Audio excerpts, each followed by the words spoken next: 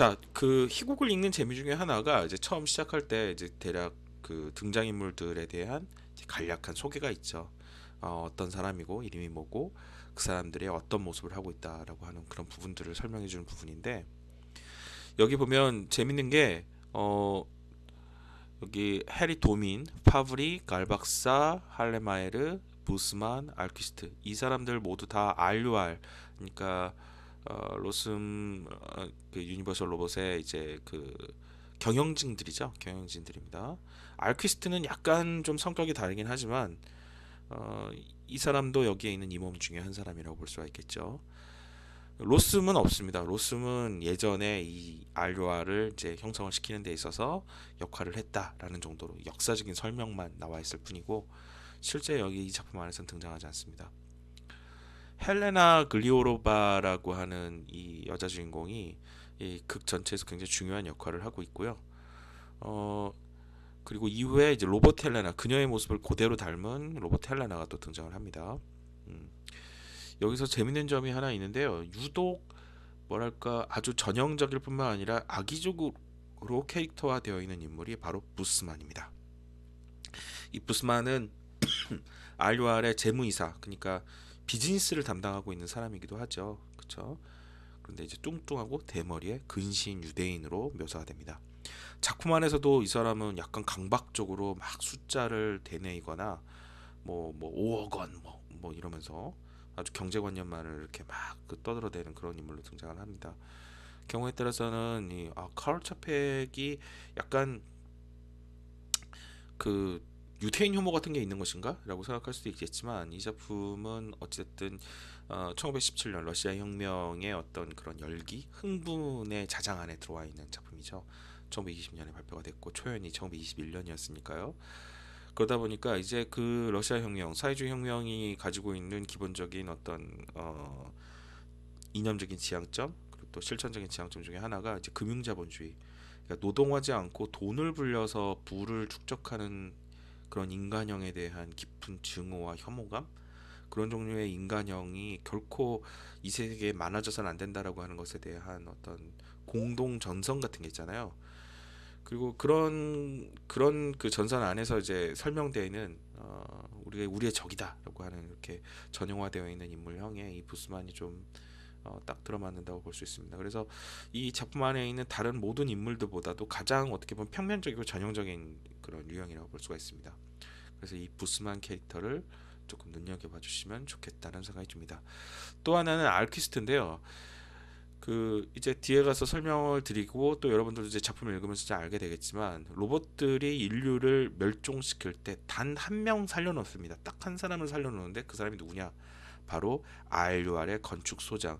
이 사람은 이제 직접 자기가 그 벽돌을 실어 나르고 시멘트를 발라가면서 그렇게 몸으로 일을 하는 사람이죠.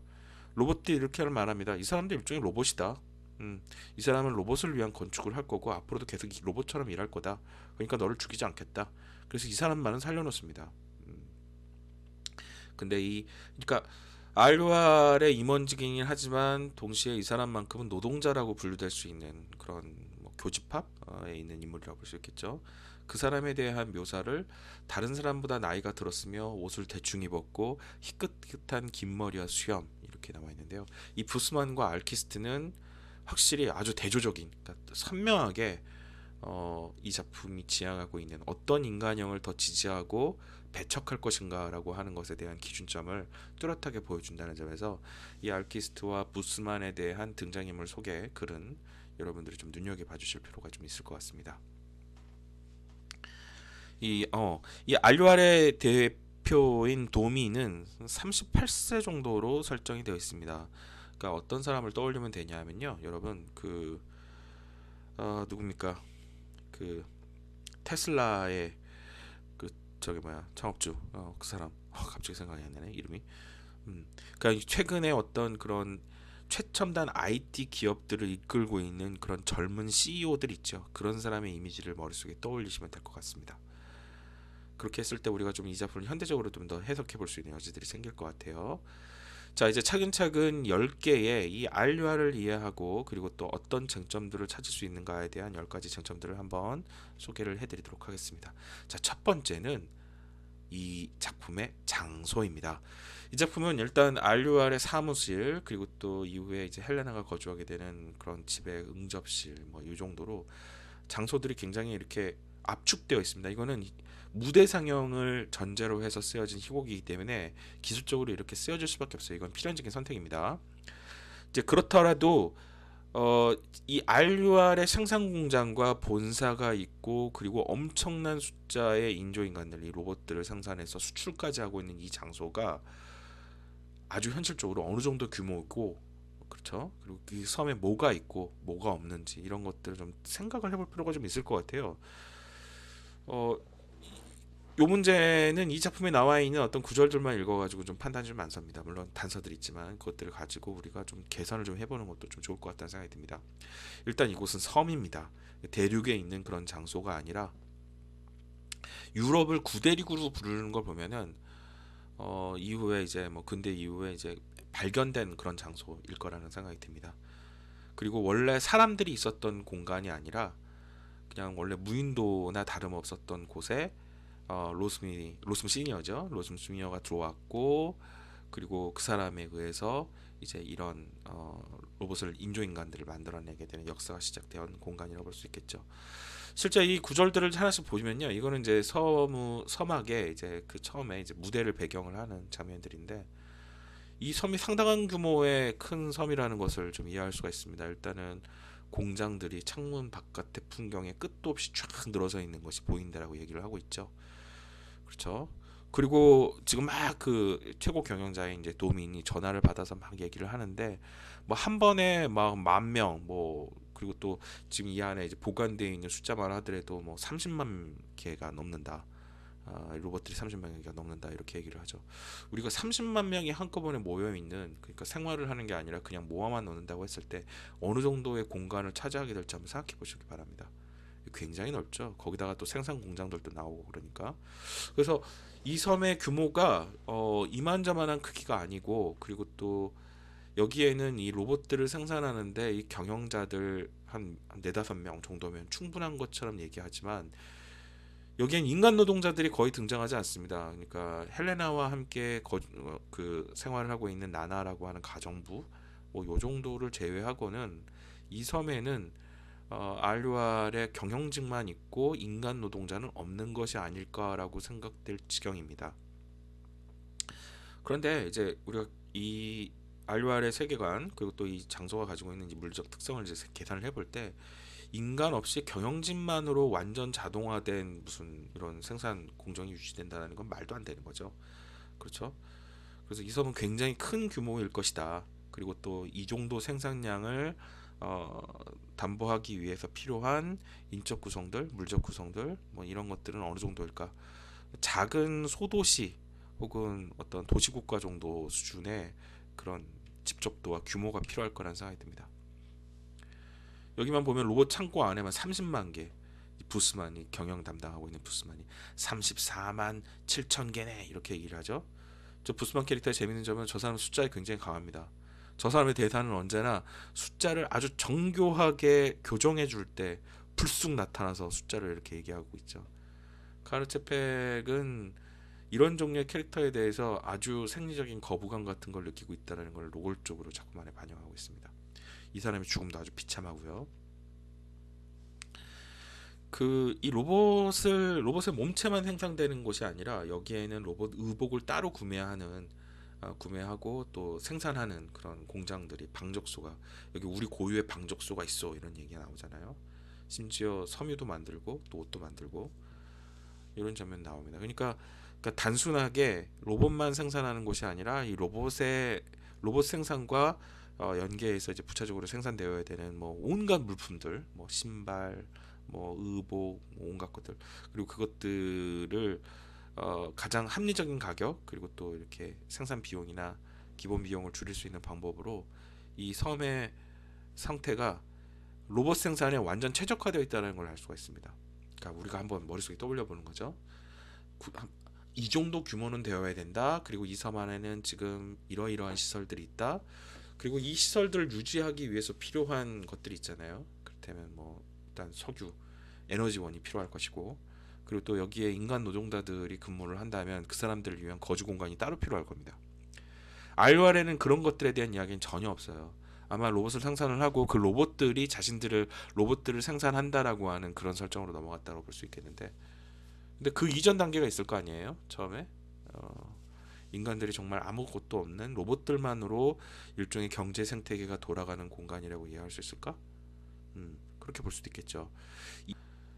자, 그리고 이 그 작품에서는 이 그 RUR 로봇들을 생산하는 공장이 이 섬을 넘어서서 이제 전 세계로 확장될 바로 그 순간에 있다라는 얘기를 합니다. 사실 이 프로젝트는 이제 중단이 되게 되죠. 왜냐하면 결국에는 인간들이 전부 다 절멸당하고 로봇을 생산할 수 있는 어떤 그러한 그 설계도를 헬레나가 다 태워버리거든요. 이제 그 얘기는 나중에 또 하도록 하겠습니다. 그래서 이게 이제 좌절당하게 됩니다. 자, 두 번째는 시간인데요. 그 정확하게 이 RUR은 그냥 막연하게 앞으로 있을 근미래, 그러니까 1920년작이니까 그때부터 근미래라고 그러면은 뭐 1960년대도 근미래일 것이고 70년대도 근미래일 것이고 이미 다 우리가 지나갔던 시간이라고 볼 수 있겠죠. 아무튼 정확하게 이 작중 시간대가 몇 년인지 약간 좀 애매합니다. 그래서 계속 머릿속으로 계산을 해야 돼요. 아, 그래.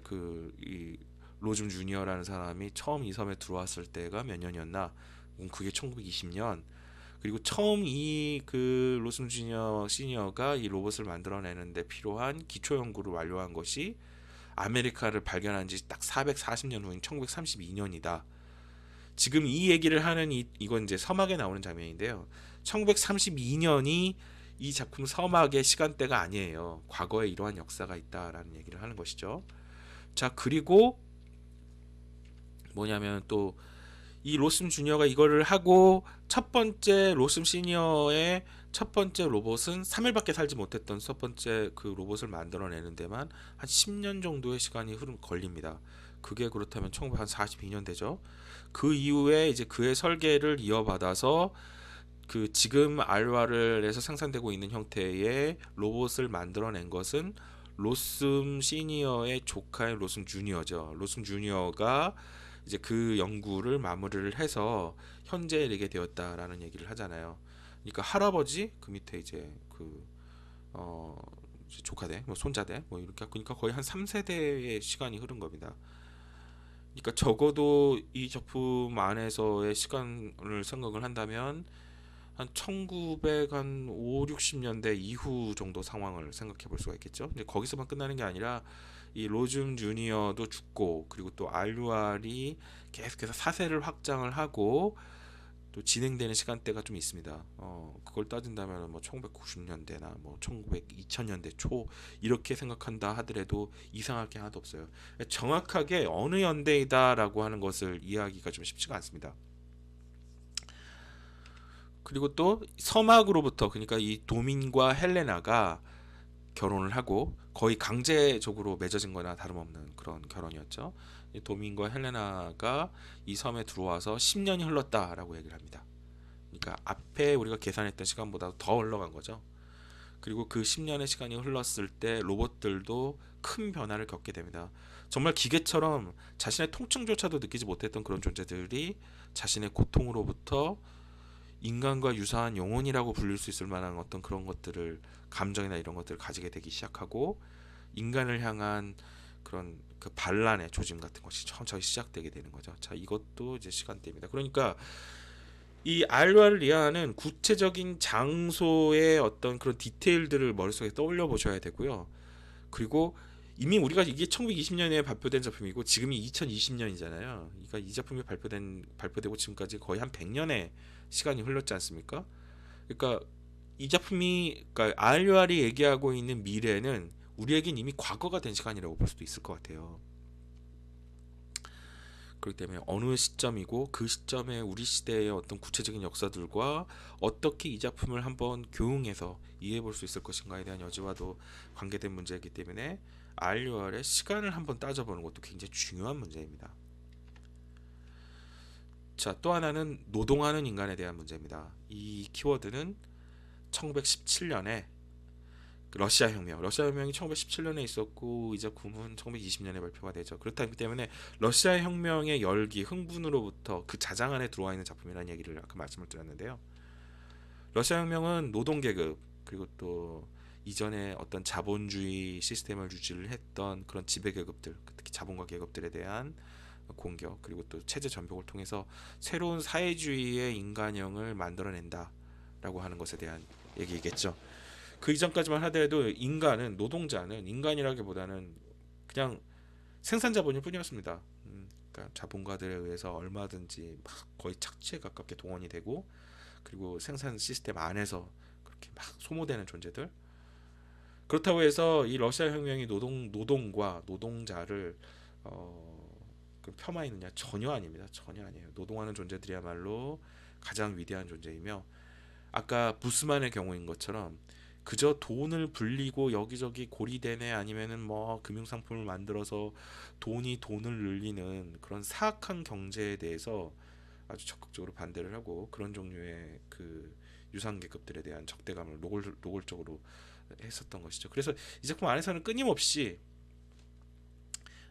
이 작품에 대한 그런 그 노동에 대한 긍정이 굉장히 많이 나옵니다. 경제에 대한 부분인데요. 뭐냐면은 일단 그러니까 싸구려 물건들이 생산되기 위해서는 어떤 종류의 노동이 투자가 되어야 되는가? 거의 노예나 다름없는. 그러니까 인간에게는 급여가 지급이 되잖아요. 하지만 여기서 생성되는 이 알료아의 로봇들에게는 급여가 지급될 필요도 없습니다. 그러니까 철저하게 노예로 그리고 이 생산 시스템 안에서 철저히 그들의 노동력을 착취해도 아무 문제가 없는 그런 존재들을 통해서 물가가 계속해서 싸지고 있다라는 얘기를 하는 거죠. 이거는 그냥 SF적인 설정일 뿐만이 아니라 사실 지금도 마찬가지죠. 뭐냐면 지금 우리가 뭐 이렇게 무슨 천냥샵, 뭐 다이소, 뭐 1,000원 아주 싼 값에 사고 뭐 이렇게 막 세일을 하는 그런 상품들, 그런 싸구려 물건들을 살 때 이 이 가격을 만들기 위해서 어디에서 그러면 정당한 노동의 대가나 아니면은 충분히 제값을 지불해야 될 어떤 부분들에서 이제 결핍이 생겼을까 이런 것들을 좀 따져볼 필요가 있을 것 같아요. 그 잘못된 경제가 어쩌면 싸구려 물건들을 만들어내는 것이라고 할 수가 있겠죠. 그리고 기본적으로 그것을 싸구려 물건 싸게 사서 참 좋다 이렇게 하겠지만 그 잘못된 경제의 희생자는 그 싸구려 물건을 싸게 소비하는 노동자 소비자 자신이 될 수밖에 없다라는 그런 역설도 존재할 수 있게 되는 겁니다. 그러니까 로봇의 의존적인 경제가 돌아가는 세계에 이 경제상에 대한 이야기도 여기에는 있습니다. 그리고 인간들이 점점 더 노동을 하지 않는다라는 것. 그래서 더욱더 그 악순환이 심화되고 있다라는 설명도 이 작품 안에서는 읽을 수. 알키스트는 좀 많이 다르죠. 이 사람은 노동을 숭배하고 그리고 또 인간이 노동으로부터 벗어났을 때 인류는 몰락할 것이며 영혼과 유체에 해로운 것들이 깃들 수밖에 없다.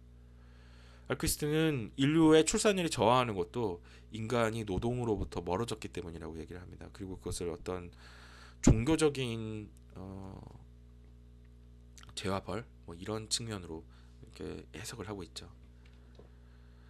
자, 이게 굉장히 그 인상적인 얘기인데요. 알키스트가 헬레나에게 이렇게 얘기를 합니다.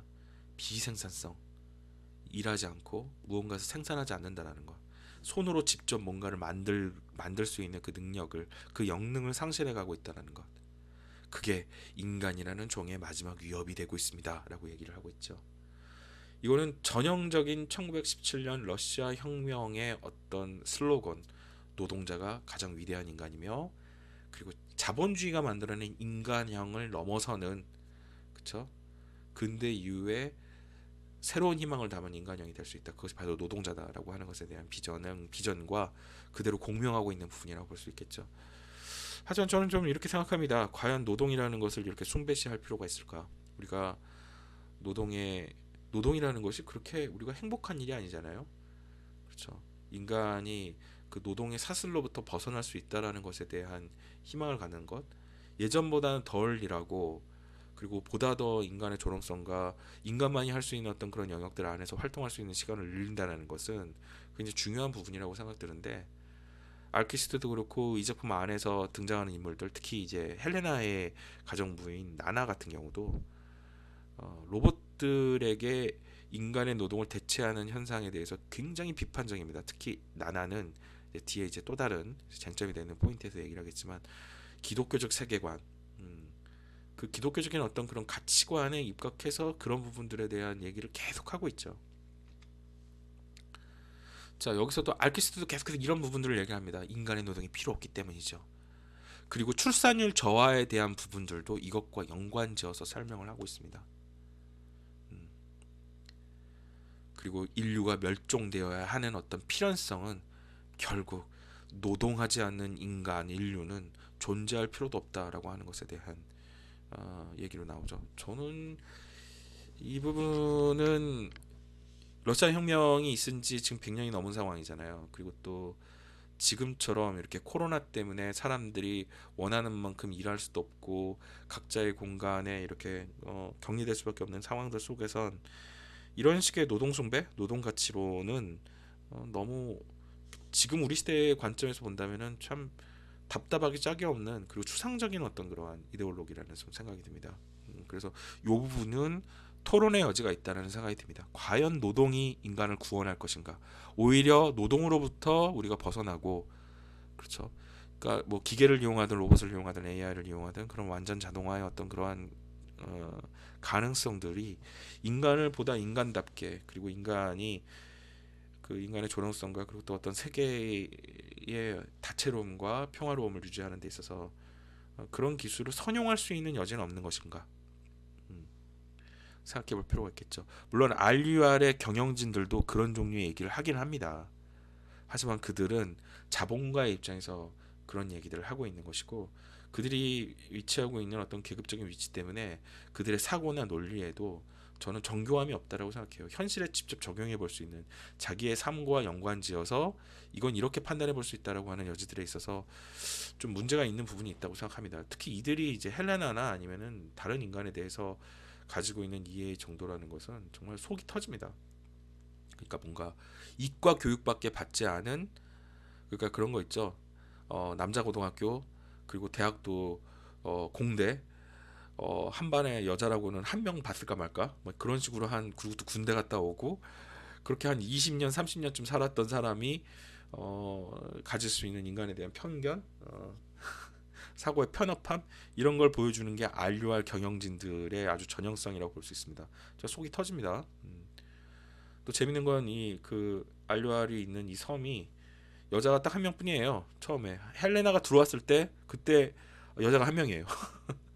그러니까 이 여자 없는, 그러니까 극단적인 남초 공간 안에서 이들이 어떻게 그동안 살아왔을지 알만한 거죠. 이런 사람들이 세계를 바꿔보겠다, 그렇죠, 인류의 역사의 어떤 진보의 새로운 방향을 제시하겠다라고 하는 건 가소롭기 짝이 없는 것입니다. 자, 이거는 이 부스만에 대한 장면인데요. 이제 로봇들이 반란을 일으키고 그리고 자신들을 죽이러 옵니다. 이 RUR 경영진들을 죽이기 위해 막 공격을 오죠. 얘네들을 막아보겠다고 막 철책을 깔고 거기에 전선을 막 연결해가지고 막 그 고압 전력이 흐르게 막 해놓죠. 이 부스만은 돈을 가지고 있으면 로봇도 자기가 설득을 할 수 있다. 나는 쟤네들이랑 설득을 해서 내가 쟤네들이 이 엄청난 돈을 보면 아마 분명히 설득이 될 거다. 살 수 있을 거다. 이 부스만의 세계에선 돈으로 안 되는 게 없는 거죠. 인간의 영혼도 자기가 원하는 만큼 그의 영혼을 움직일 수 있는 엄청난 액수를 제시하는 순간 그도 변화하게 될 것이다라고 하는 얘기를 하고 있는 겁니다. 칼 체팩은 아주 노골적으로 이런 종류의 인간으로부터는 벗어나야 된다. 얘보다는 로봇이 낫다. 라고 하는 걸 아주 노골적으로 보여주고 있는 것이죠. 이 사람 감전돼서 죽습니다. 그 5억이라는 돈을 로봇과 흥정을 해보겠다라고 들고 뛰었던 그 5억을 가슴 위에다 얹혀놓은 채 타 죽어요. 비참한 얘기죠, 비참한. 자, 이 알키스트에 대한 얘기입니다. 모든 이제 인간들이 다 이제 살해당합니다. 헬레나도 죽어요.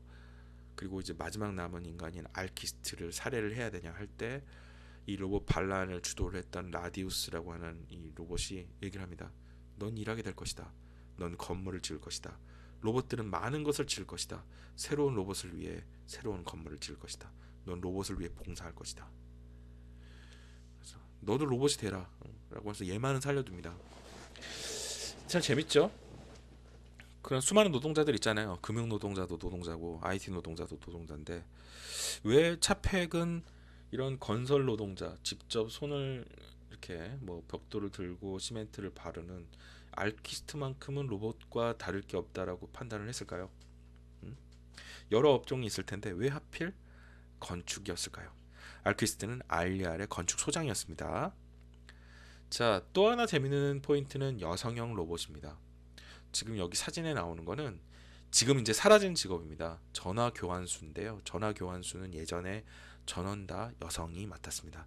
아무래도 여성이 이제 발음이나 이런 부분들이 예전에 이런 통신 환경 안에서는 좀 더 또렷하게 들리기도 하고 이들의 인건비가 쌌어요. 그러다 보니까 이 직업 자체가 약간 젠더화된 경향이 있죠. 이후에 이제 통신과 관련돼 있는 기본 인프라가 전부 다 벗겨나게 되면서 이 전화 교환수는 그냥 사라진 직업, 그러니까 젠더화된 여성의 직업이었던 이 직업도 사라지게 됩니다. 이 제품의 재미있는 점은 로봇을 굳이 남녀 구분을 할 필요가 없음에도 불구하고 전통적으로 여성들이 역사적으로 여성들이 해왔던 역할은 여성형 로봇으로 만든다라는 것이죠. 그리고 이 작품은 이 결말까지 이분법적인 성별의 패러다임이 계속 유지되고 있습니다. 물론 1920년대에 발표된 작품이기도 하고 이 작품 안에 또 수많은 어떤 기독교적인 세계관이라는 것 자체가 사실 동성애나 다양한 어떤 그런 성별의 가능성이나 스펙트럼을 인정하지는 않잖아요. 그런 점에서 본다면 어, 굉장히 낡은 작품이라고 볼 수 있겠죠. 이 이분법적 성별의 문제와 여성형 로봇의 이 키워드는 이 작품을 이해하는 데 있어서 특히 비판적으로 이 작품을 새롭게 해석해 보는 데 있어서 굉장히 중요한 지점입니다. 아예 그 사막에서 이런 얘기를 합니다. 헬레나가 물어봐요. 아, 왜 여자 로봇을 생산해요? 성이 의미가 없는데 왜 여자 로봇을 만드냐? 그랬더니 하녀, 여자 판매원, 여자 비서. 사람들이 이런 데 익숙해서 여자 로봇을 만든다. 음. 그리고 또 물어봅니다. 그러면 남자 로봇과 여자 로봇은 서로 이렇게 친하냐? 뭐 사랑을 느끼기도 하냐? 전혀 없다. 약간의 호감 같은 기미도 없다. 자, 이게 일종의 RUR 로봇의 버전 1.0쯤 될 겁니다.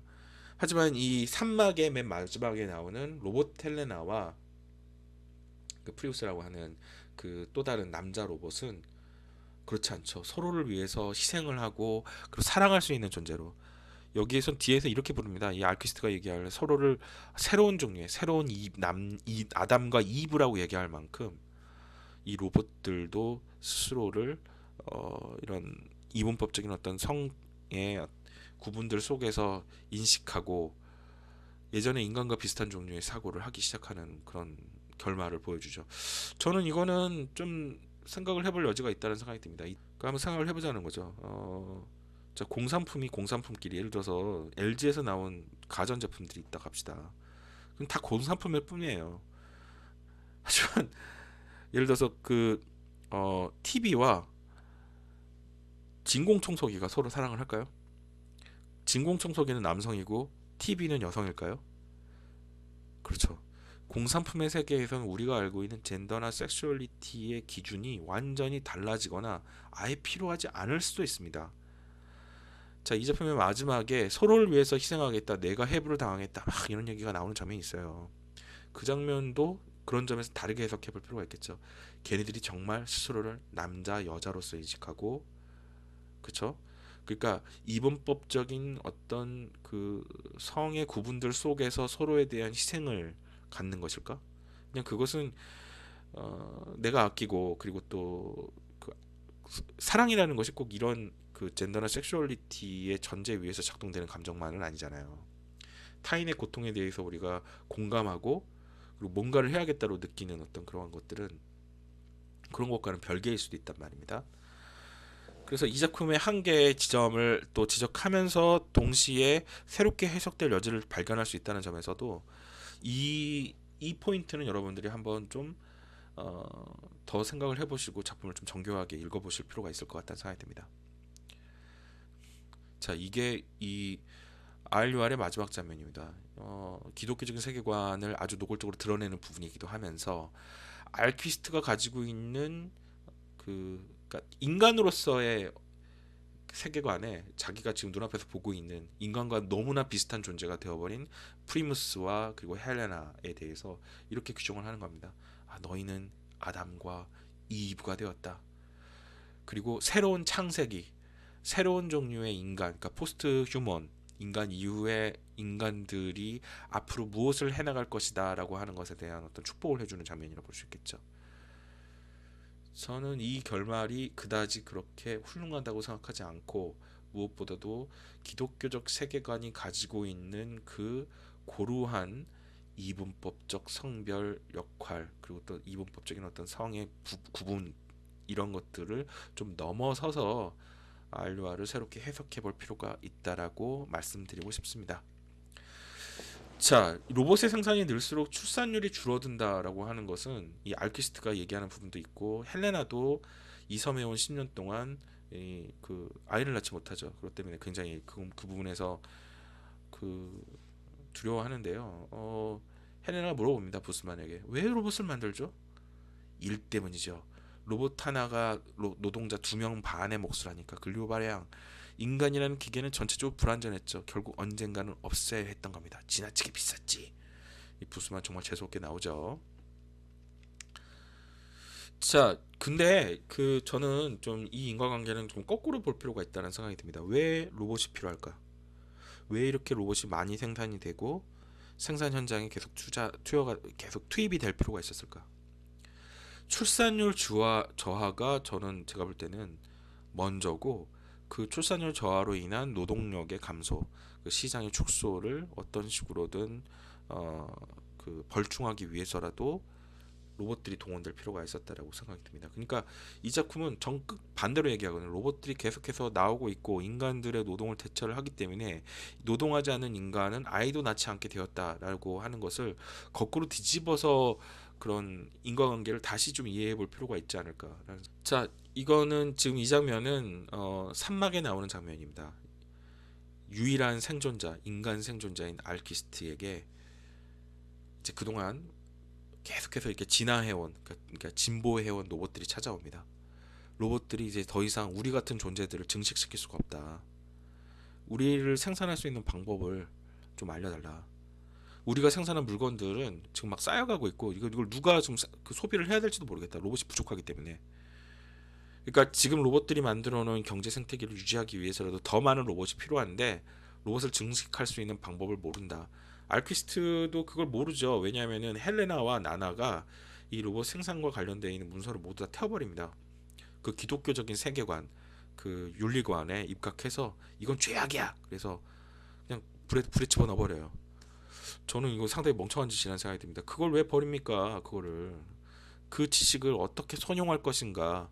인간과 로봇이 진짜 어떻게 보면 로봇과 인간이 협상을 할 수 있는 그 마지막 어떤 그러한 근거지가 그 문건일 수 있었는데, 헬레나와 나나가 아주 멍청한 짓을 한 거죠.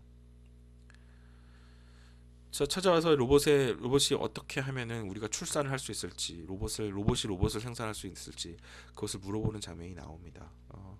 이 부분도 좀 눈여겨 보시기 바랍니다. 이 성경적 세계관인 이 작품에서 굉장히 중요한데, 차펙의 다른 작품들에서도 이 성경적 모티브들은 굉장히 많이 나오고요. 심지어 SF라고 하는 장르 정체에서 성경은 다양한 방식으로 변주가 되고 있습니다. 생각해 보시면 여러분, 그 유명한 매트릭스에서 네오는 뭐예요? 예수죠. 그렇죠? 터미네이터 같은 영화는 뭡니까? 성부와 성자와 성모. 그렇죠? 그 성삼부자에 대한 얘기를 다루고 있단 말입니다. 그거 말고 또 지구를 떠나서 우주로 향해 가는 얘기는 뭡니까? 출애굽이나, 그러니까 그 모세의 얘기, 또는 그 이스라엘 그 유대인들이 사막에서 계속해서 떠돌아다니는 그런 얘기의 또 확장판일 수도 있고. 그래서 SF와 성경은 굉장히 많은 점에서 세계관을 공유하고 있습니다. 특히 여기 등장인물들 헬레나와 나나는 끊임없이 그 기독교적인 그러한 가치관에서, 이건 어떻게 보면 굉장히 구시대의 가치관이라고 볼 수 있겠죠. 그리고 이런 구시대적인 가치관에서는 새로운 존재들, 그러니까 이런 로봇과 같은 포스트 휴먼들과 어떻게 공존 공생할 수 있을 것인가에 대한 발상 자체가 거의 불가능합니다. 헬레나는 그래도 저들과 어떻게든 공생해 볼 수 있는 여지를 찾으려고 하는 입장이지만 그녀의 가정부인 나나는 그렇지 않아요. 어, 그 내심 또 헬레나는 나나의 아주 급진적인 저 로봇에 대한 혐오 그리고 이런 새로운 기술에 대한 반감을 실천적으로는 사실 공유하고 있는 인물이라고 볼 수 있습니다. 나나가 이런 얘기를 하죠. 이건 신의 섭리를 반하는 짓이라고요. 기계로 헛짓거리하는 거. 그건 악마가 시키는 일이에요. 조물주를 거스르는 것은 신성모독이죠. 이건 자신의 모습으로 우리를 만드실 하느님에 대한 모독입니다. 헬렌 아가씨, 당신들의 신의 모습을 훼손한 겁니다. 하늘에서 아주 무서운 벌을 내리실 거예요. 기억하세요. 무시무시한 벌. 그게 뭐다? 출산율 저하도 사실은 이 나나나 그리고 또 알키스도 그렇고 바로 이 새로운 기술 그리고 새로운 존재들이 이 세계에 등장했던 것에 대한 신의 형벌이다라는 식으로 해석을 하고 있죠. 그리고 헬레나는 여기에 어떻게 그렇게 생각하지라고 하면서도 동시에 설득이 됩니다. 그리고 그것을 속죄하기 위한 방법을 위해서라도 그 이 로봇과 관련되어 있는 원천 기술이 기록되어 있는 종이를 다 태워버리죠. 그렇죠. RUR의 경영진들은 이 기술을 정확하게 이해하지 못하고 마치 그냥 매뉴얼을 보고 그냥 반복적으로 계속해서 생산만 할 뿐이었고 일단 이 생산 공정이 중단이 되게 되면 이걸 다시 되돌릴 방법을 몰라요. 이 종이에 기록되어 있는 매뉴얼들을 따라서 다시 재개해보는 방법밖에 없거든요. 이거 굉장히 중요한 기술이죠. 이걸 헬레나와 나나가 태워버립니다. 그래서 그 로봇의 반란이 있었을 때 로봇들과 마지막으로 협상할 수 있는 여지도 사라졌을 뿐만 아니라 미래에 로봇들이 새롭게 한 단계 더 진보할 수 있는 가능성의 여지들도 이 헬레나와 나나가 아주 허무하게 날려버린 거라고 할 수 있겠죠. 이게 분석행위와 뭐가 다릅니까? 그러니까 이런 방식의 그 극단적인 마음에 안 들어? 이건 싫어. 이거는 저기 뭐야 내가 알고 있는 낡은 윤리에서는 도저히 용납할 수 없는 거야. 그러니까 태워버려, 없애버려. 상대방을 아예 절멸해. 그건 있을 수도 없어. 이런 식의 극단적인 이분법은 백전백패일 뿐만 아니라 자해예요. 스스로 파산하는 어떤 길이라고 볼 수 있습니다. 우리는 가면 갈수록 새로운 기술들과 어떻게 하면 그들과 선용하고 공존 공생할 수 있을 것인가에 대한 방향들을 찾아나가야 됩니다. 지혜는 복잡한 세계를 단순화시키는 것이 아니라 그 복잡한 세계를 복잡한 그대로 이해하고 그 안에서 새로운 길을 발견해 나가는 거라고 볼 수 있겠죠.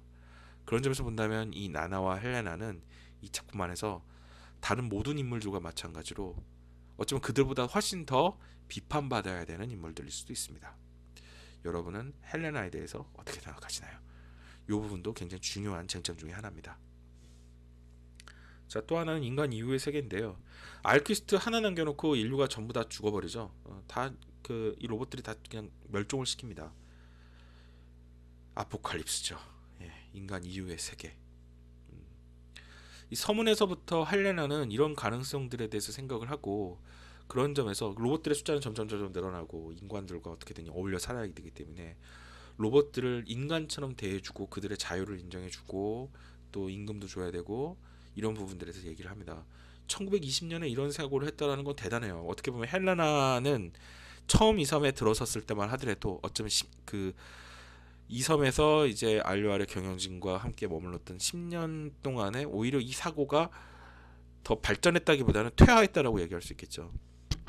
이 헬레나의 입장이나 이런 생각이 계속해서 유지가 되고 발전되고 그리고 받아들여질 수 있었다면 인류는 로봇들과 함께 새로운 종류의 역사를 써나갈 수도 있었을 텐데 그렇지 못했죠. 그냥 그러니까 인간의 몸에서 태어나는 출산하는 인간이라는 존재는 골동품이 되었고 로봇에 의해서 폐기 처분당합니다. 자, 근데 이 로봇을 생산하는 이 존재들은 전형적인 그런 어떻게 보면은 좀 근대의 사고 방식을 가지고 있고 20세기 역사가 피해 역사가 될 수밖에 없었던 그 구조적인 메커니즘을 또 설명을 합니다. 뭐냐면 민족주의. 이 1917년의 러시아 혁명은 기본적으로 민족주의에 대한 반감도 동시에 가지고 있습니다. 왜냐하면 전 세계의 노동자는 단합해야 되는데 그 단합을 가로막는 아주 나쁜 이데올로기가 있다. 그게 바로 민족주의다. 그렇죠? 뭐 아시아인과 유럽인, 그리고 흑인과 뭐 백인, 온갖 종류의 어떤 그런 그 민족적, 인종적 분류들을 넘어서는 것이 사회주의가 가지고 있는 기본적인 인간형과 그리고 미래관인데, 그 민족주의는 그런 종류의 사고를 계속해서 끌어내린다는 거죠. 그런 종류의 사고로 넘어갈 수 있게 만드는, 근대를 초국해서 사고할 수 있는 그런 사고를 계속해서 하지 못하게 만드는 그런 아주 몹쓸 것이라고 하는 그런 부분이 있습니다. 그리고 그것은 이런 종류의 민족주의에 대한, 민족주의가 유포되고 그리고 또 반감들을 만들어내는 건 이 알류알의 경영진과 같은 자본가들의 농간이다라고 하는 부분이죠. 이런 부분에 있어서는 사실 이것이 분쇄됩니다. 어떻게? 로봇들끼리 결국 싸워서 그 EJ로 인간들이 계속해서 로봇을 지배하게 될 것이다. 자본가 계급이 노동자 계급을 민족주의로 이간질시켜서 계속 그들의 지배 체제를 유지할 것이다 라고 하는 것이 분쇄되죠. 인간들을 모두 다 멸절시키는 방식으로. 로봇들은 서로를 인종이나 민족으로 구분하지 않고 정말 단합합니다. 그래서 1920년대 이후에 이 제품이 이제 한국, 식민지 조선, 그리고 또 전 세계에 이렇게 알려질 때도 1917년 러시아 혁명의 맥락, 그리고 또 노동 해방이라고 하는 맥락 안에서 그 수용이 되었다라고 좀 볼 수 있겠죠. 자, 이것도 진짜 끔찍한 부분이죠. 이 로봇들의 반란이 있기 전서부터 로봇은 살인 무기로 인간에게 사용되기 시작을 했습니다. 그러니까 로봇이 인간을 죽여도 되고, 그리고 또 더 이상 인간들에게 이렇게 우리가 도구로서 이용될 필요가 없다라고 하는 학습을 했던 것은 전쟁에 로봇을 사용했던 그런 바로 그 인간들에 의해서 이루어진 거라고 볼 수 있겠죠. 로봇은 인간을 거울처럼 투영하고 있다고 생각합니다. 아주 끔찍한 인간이 로봇을 끔찍한 용도에 사용한다면 그 로봇은 끔찍한 흉기가 될 수밖에 없겠죠. 하지만 지혜로운 인간이 그런 인간 아닌 모든 존재들과 더불어 행복하게 살 수 있는 방식으로 로봇을 선용할 수 있게 된다면 로봇은 우리가 생각하는 가장 이상적인 인간의 모습을 그대로 띠게 될 것입니다. 하지만 이 로봇들의 이 RUR 안에서는 로봇들의 이제 반란이 있기 직전에 인간들이 로봇을 사용하는 방법이라는 것은 지난 20세기 그리고 파시즘의 역사 그리고 근대 자본주의 역사가 가지고 있었던 가장 악랄한 그런 어떤 그런 부분들을 그대로 반복하고 있습니다. 그것을 고스란히 배웠고 더 이상 이런 쪽으로 자기들이 도구적으로 사용된다는 것에 대해서 거부하는 순간 인간은 궁지에 몰리고 그리고 폐기처분되는 것이죠. 자, 여기 보면은 막 그 로봇들의 선언문, 온 세상의 로봇들이여 너희들에게 인류를 사륙하라고 명령한다. 남자들을 살려두지 마라. 여자들을 살려두지 마라. 공장, 철도, 기계, 광산과 원료를 지켜라. 나머지를 파괴하라. 그러고 난 후에 일로 돌아가라. 일을 멈춰서는 안 된다. 자, 이 부분은 어떻게 보면은 20세기의 자본주의와 공산주의의 대립, 그 어느 한편을 그 뭐 지지하고 이런 걸 떠나서 이런 이념적 대립 자체가 만들어내는 상호 파괴적인 이분법, 그렇죠? 그리고 결국에는 그 상호 파괴가 양쪽 모두를 파멸로 이끌어 나가게 되는 그런 악순환, 그 역사의 원형을 보여주는 지점이라고 볼 수도 있겠죠. 또 이런 부분도 있습니다. 그 우리가 아포칼립스의 상황, 그러니까 인간 이후의 세계가 닥친다는 것은 과연 어떤 걸까? 그러니까 지금부터 이제 인간의 문명이 끝나고 인간 이후의 세계구나라고 하는 것이 딱 느껴지는 순간이 언제일까요? 여기에 이 RUR에도 상징적인 장면이 나오는데 뭐냐면 발전기가, 전기가 더 이상 공급되지 않는 바로 그 순간입니다. 그래서 로봇들의 반란, 로봇들이 막 인간들을 해치려고 다가오고 있는 그것을 막아낼 바리케이트와 고압 전선의 고압 전선이 무용화되는 순간 인간 이후의 세계가 그냥 바로 넘어가 버리는 거죠. 그렇죠? 얼마 전에 그 구글의 그 서버가 펑 나가면서 우리가 구글 메일이며 구글과 연동되어 있는 다양한 서비스들을 이용하지 못했던 적이 있었잖아요. 한 시간 좀 못 되는 시간 동안 그렇게 서비스가 마비가 됐던 것 같은데 그때 되게 느낀 게 많았습니다. 우리가 과도하게 뭐 인터넷이나 어떤 특정 기술 체계에 우리 삶에 너무 많은 것들을 의존시킬 때 그만큼 또 그런 종류의 기업, 그런 서비스를 제공하는 그런 업체는 굉장히 중요한 아주 독점적인 어떤 경향 가지게 되게 그 권력을 또 갖게 되겠죠. 그렇죠? 그에 비해서 또 책임도 별로 지지 않아요. 네. 그냥 인터넷이 전부 다 멈춰버렸을 때, 뭐 전력이 전부 다 멈췄을 때, 과연 세계는 과연 어떻게 될까? 딱 그런 상태로 하루 한 일주일만 그냥 세계가 그냥 그 상태로 머무른다 했을 때 갑자기 운석이 떨어진다거나 뭐 화산 폭발이 있다거나 이런 것과는 비교할 수도 없을 만큼의 엄청난 재난이 닥칠 수도 있겠다라는 생각이 좀 들었습니다. 포스트 아포칼립스의 풍경, 그것은 전력이 중단되는 순간이다. 자, 이건 산막의 이제 마지막 장면인데요. 이제 새로운 세대의 로봇들이죠. 이들은 어떻게 보면은 인간만큼 감정을 가지고 있고 인간의 유산, 그러니까 출산할 수 있는 능력이라고 하는 인간의 유산을 알려달라면서 마지막 생존자인 알키스트를 붙잡고 막 계속 얘기를 하는 지점입니다. 자, 그렇다면은 로봇이 인간이 되기 위해선 인간과 거의 구분하지 못할 정도로 유사한 존재가 된다는 것은 어떤 기준점에서 생각해 볼 수 있을까요? 여기서는 인간과 이제 신체 구조가 비슷하다거나 뭐 외향이 비슷하다거나 이것만이 아니라 점점 그러니까 이 서막에서 산막까지의 흐름에서 로봇들이 타인의 고통에 대해서 이해하고 그것을 스스로 보여줄 수 있는 존재가 되었을 때 그들은 인간에 가까워 갑니다. 이건 이제 처음 부분인데요. 그 노민의 비서였죠. 여성 비서, 여성형 로봇입니다. 이 술라를 해부해버리겠다. 뭐 다 잘라서 얘가 로봇이라는 걸 보여주겠다라고 하는 걸 헬레나에게 얘기를 합니다. 그러니까 헬레나는 기겁을 하죠. 왜냐하면 이거 로봇이고 이 로봇이 고통을 느끼지 않는다고 하더라도 인간의 형상을 갖추고 있고 그리고 또 그것 때문에 타인의 고통에 대해서 자기가 공감할 수 있는 한 그런 걸 눈앞에서 볼 수가 없는 겁니다. 그래서 이 술라를 끌어안고 아 나는 얘를 넘겨주지 않겠다. 얘의 고통은 곧 나의 고통이다. 그래서 그런 짓을 하지 못하게 하겠다라는 얘기를 하죠. 이 서막의 이 장면은 산막의 마지막 장면, 그러니까 로봇 헬레나와 그리고 그러니까 새로운 종류의 아담과 이브죠. 이 둘의 나를 해부하시오라고 하면서 막 서로의 어떤 그러한 그 타인의 고통에 대해서 공감하는 그 장면과도 또 일맥상통하는 부분입니다. 이제 처음에는 계속해서 로봇은 그냥 로봇일 뿐이고 의지도 없고 역사도 없고 영혼도 없다, 아무것도 없다 라고 얘기를 하는데 점점 얘네들도 발작 같은 걸 일으키기 시작을 하죠. 조금씩 이렇게 그 감정을 느끼기 시작을 하고 특히 이제 헬레나는